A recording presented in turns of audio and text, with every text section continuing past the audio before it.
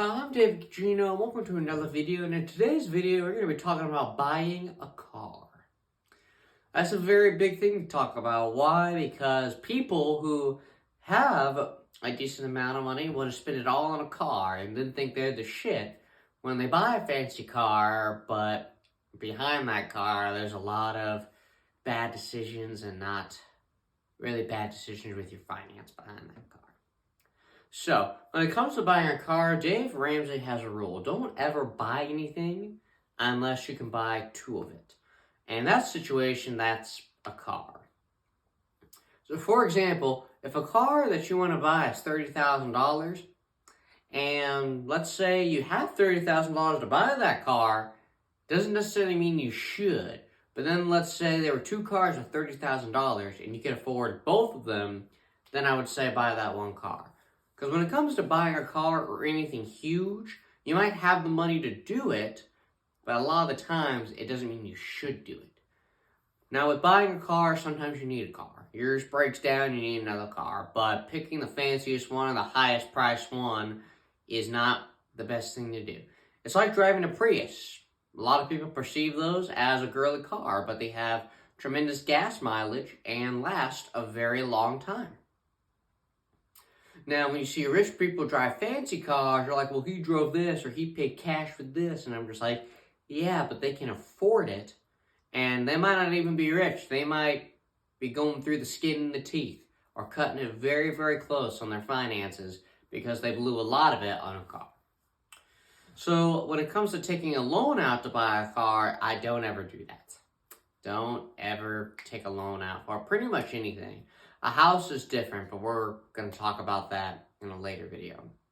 But a car loan, don't ever take anything out for a car.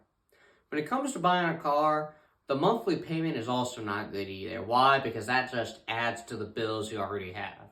You have to make a car payment, and you got to do this, and then you just look at your bills and see what all came through, and then hundreds of it went to a car. And the interest rates on a car also go up too. So that also sucks. Same thing with a car loan, I believe.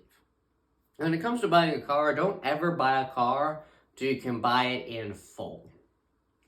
Why, you may ask that? Because once you buy the car, it's yours. It's there. That's why you don't buy two of it. So you at least have money left over. Yes, the example I used earlier, you might see a negative $30,000 in your bank account. But it's also like, if you have enough money left over, then who cares?